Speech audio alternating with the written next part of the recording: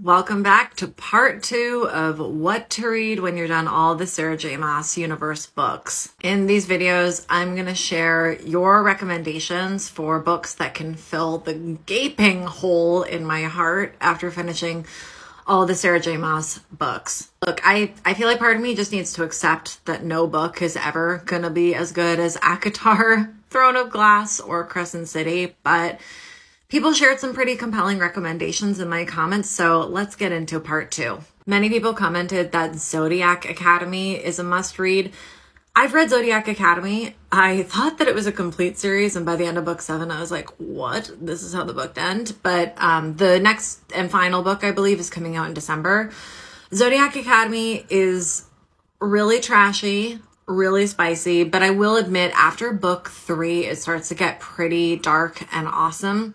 It's basically about 2 twins who are in the human world, find out that they're actually very powerful fae and get pulled into the world of the fae, where they end up attending this elite school called Zodiac Academy. Not ACOTAR, will never be ACOTAR, but it's long, it's fun.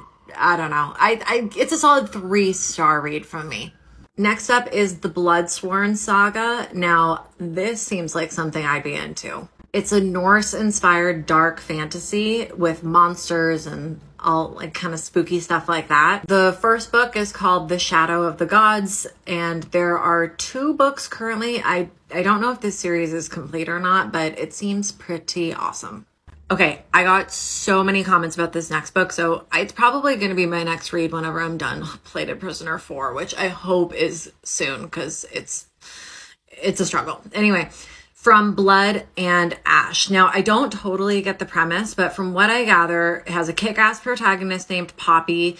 She is what's called a maiden, which basically means that she is supposed to be like untouched and basically lead her people into the ascension is what it's called. And she has like a specific purpose in life that she doesn't really feel great about. It doesn't feel aligned with who she is. So people love this one. You should check that out. There are many more recommendations where these books came from. Don't forget to check out part 1, and you can follow for part 3. And hopefully between all these different recommendations, we can get out of our deep state of despair until Sarah J. Maas releases something new.